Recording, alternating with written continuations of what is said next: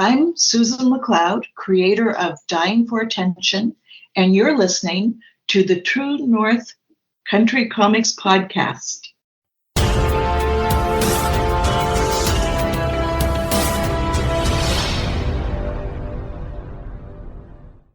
Welcome to the True North Country Comics Podcast, dedicated to promote Canadian comic book and graphic novel creators and supporters. I'm John Swinimer. If you want to drop me a line, you can contact me at john@truenorthcountrycomics.com. On this episode, I chat with Susan MacLeod about Dying for Attention, a graphic memoir of nursing home care from Conundrum Press at the 2022 Toronto Comic Arts Festival. This podcast is available on Apple Podcasts and Google Podcasts. It's also available on the True North Country Comics channel on YouTube. I invite you to like and subscribe. Susan is an artist writing about the world of long-term care. Her illustrations have been published by Kaiser Permanente, Halifax Magazine, and the Globe and Mail, as well as countless commissions.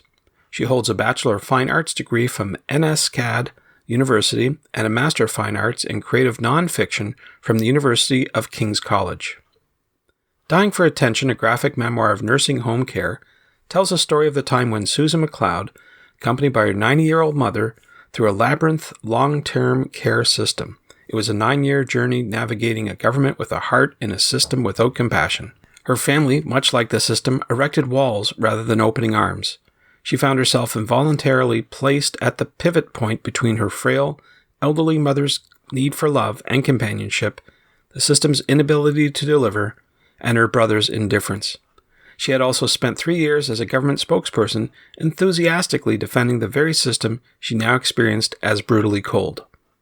And so, without further ado, here's my chat with Susan MacLeod about Dying for Attention, a graphic memoir of nursing home care from Conundrum Press at the 2022 Toronto Comic Arts Festival. So, Susan MacLeod, thank you very much for taking time to chat with me. Thank you for inviting me. I'm honored. I appreciate your time. What I usually do to start off the interview is ask the creator about their first comic book. So I wonder if you remember, what was the first comic book that you read? Well, Archie comics for sure. And I was always fascinated by Betty and Veronica and the way they looked and the way they interacted with each other. So, and I read the comics, of course, since I was a kid, and I'm far from being a kid now. So I also remember the daily newspaper comic. Mm-hmm. There was Little Abner and Orphan Annie. Mm-hmm. And I forget the name of it now, but there was a medieval heroic, Sir something. I remember reading that. And my father drew. I think that's where I got my drawing genes, if you will. And he just loved the New Yorker cartoons. So he would buy the magazines occasionally just for those cartoons. And so, so I grew up with a lot of cartoons around me, I felt like, anyway. Lots of good inspiration there. Wondering who or what inspires you to create art today? Oh, I love really loose work. So I guess I did go to art college, and I really enjoyed Matisse, for instance, and the Expressionists, if you will, the Fauvists. I loved their bold use of color, aggressive use of color, if you will.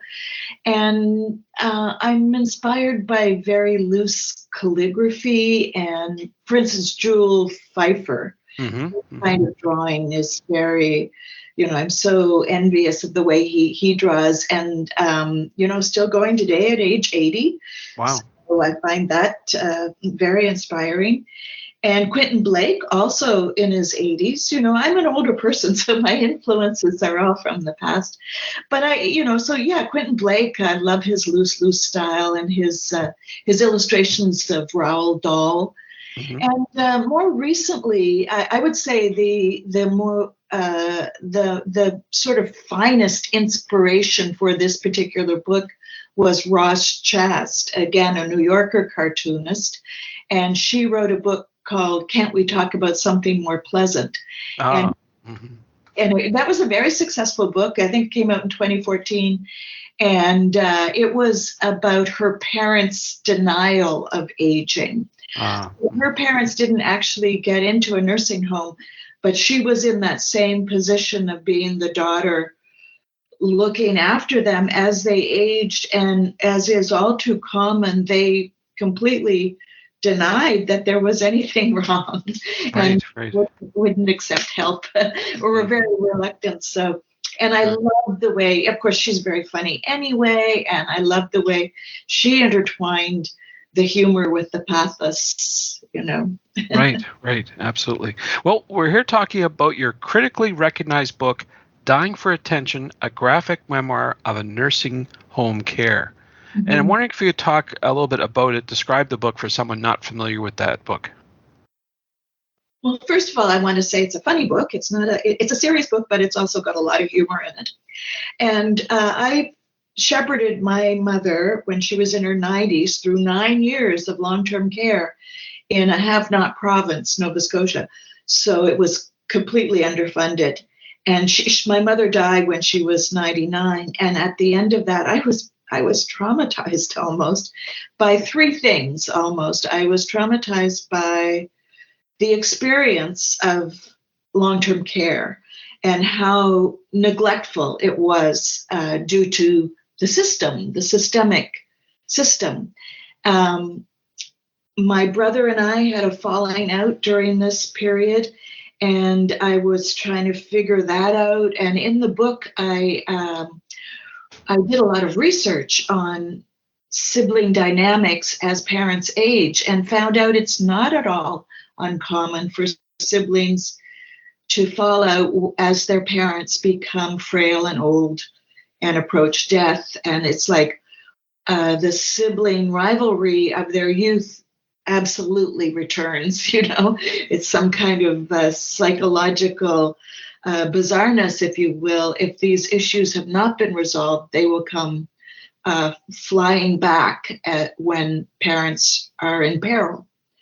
And the third thread in the book, if you will, was the system itself, because one time I had been the provincial government spokesperson defending the long-term care policies in Nova Scotia.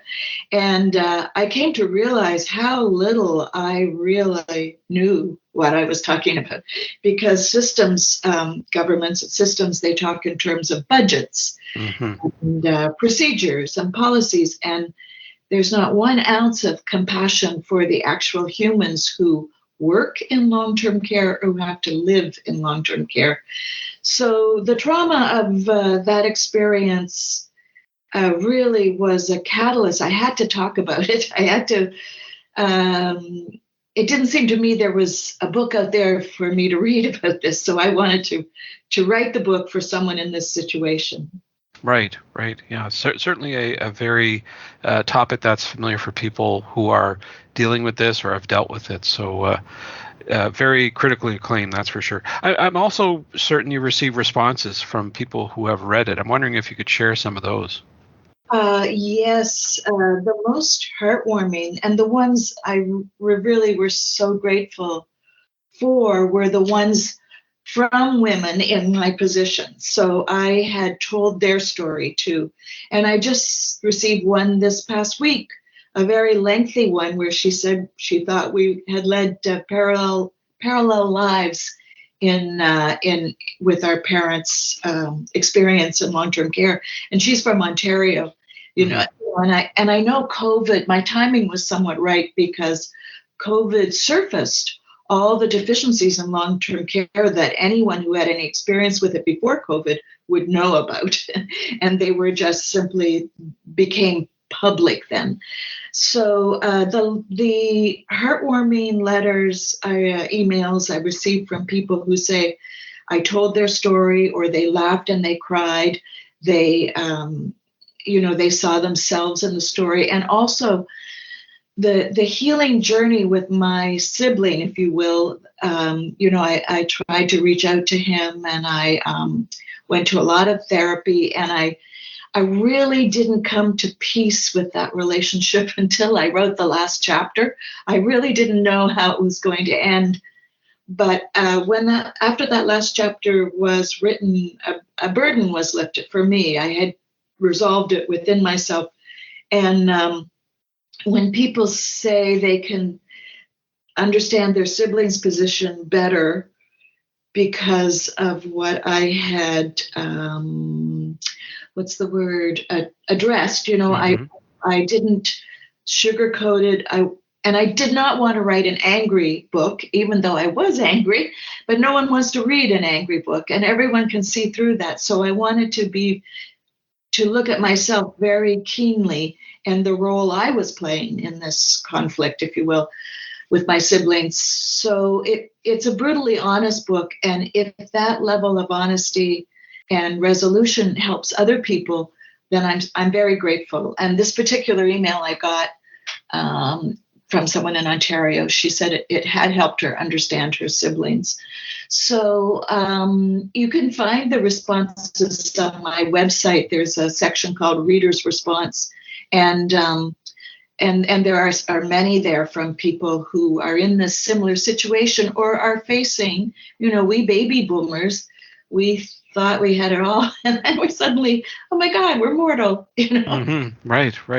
Well, you certainly were able to shine a light on a very serious topic and got response from readers. I'm wondering did you get any response from government officials as yet? Because as you say, you did find deficiencies in the system, and hopefully someone's taking a look at this more carefully now. Government.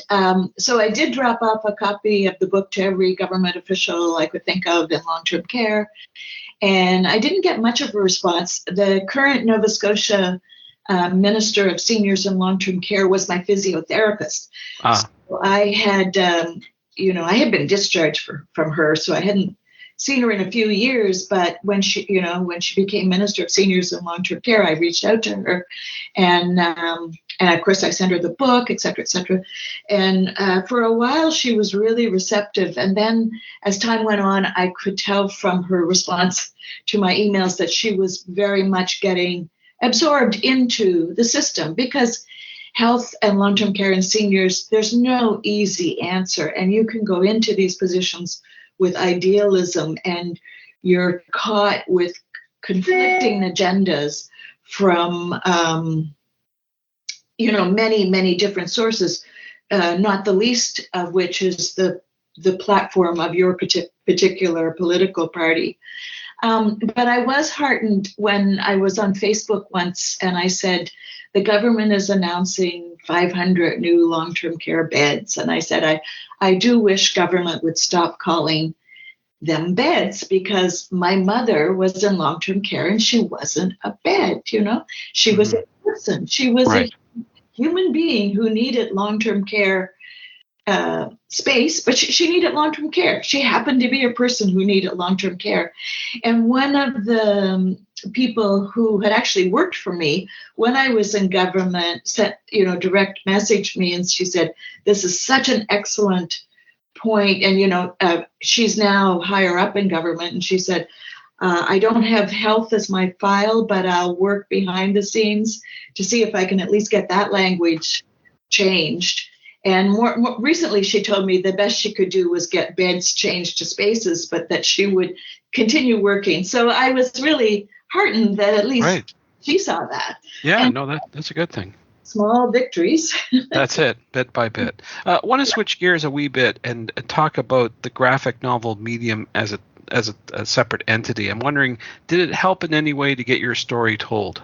Oh, I believe so. Well, I have two children. They're in their 30s now, but they were born very close together. And I remember being an exhausted parent. And one of the few books I could get any information from, really absorb any information, was a book called How to Talk to Your Kids So Your Kids Will Listen, and How to Listen So Your Kids Will Talk. And it was something like that. And strewn throughout the book, every chapter, there were cartoons that summarized the text of that chapter. And the only way I could get the information they were trying to give was by reading the cartoons.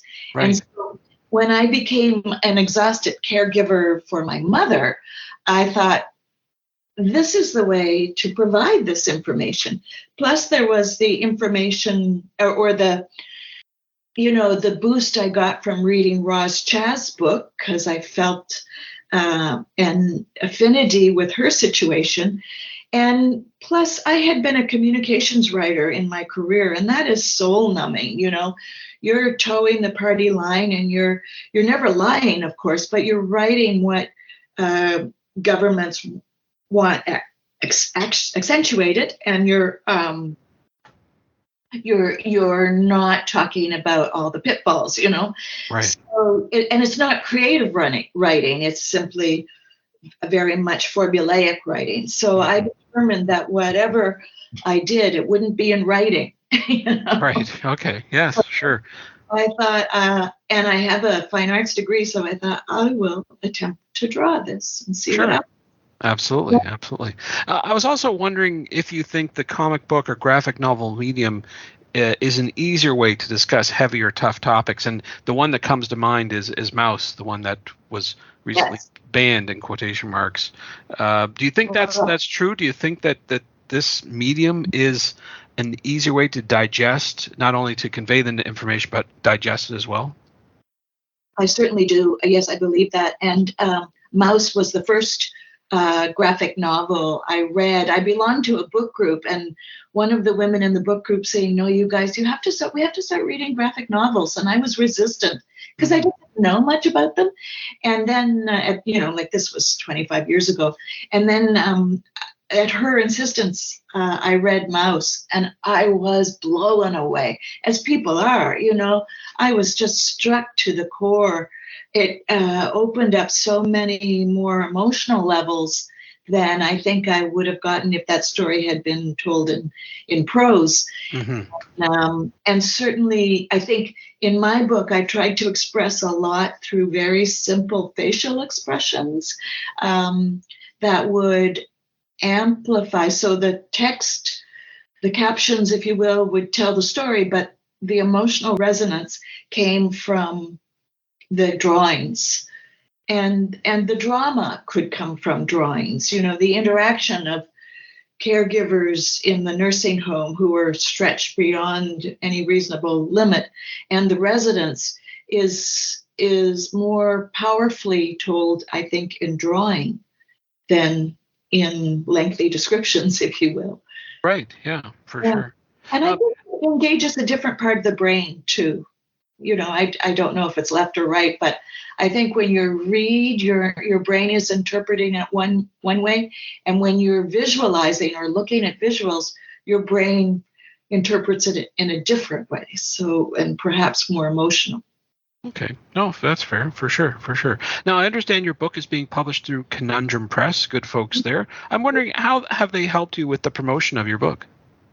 Well, they have applied for awards for my book, and I've just been nominated for 2 Atlantic Book Awards. Well, congratulations. That's great.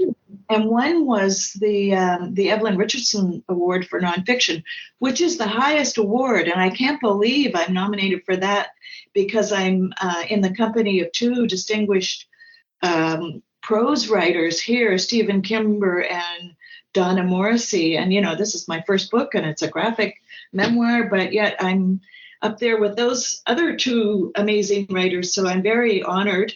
And I'm also nominated for the Margaret and John Savage First Book Award for Nonfiction.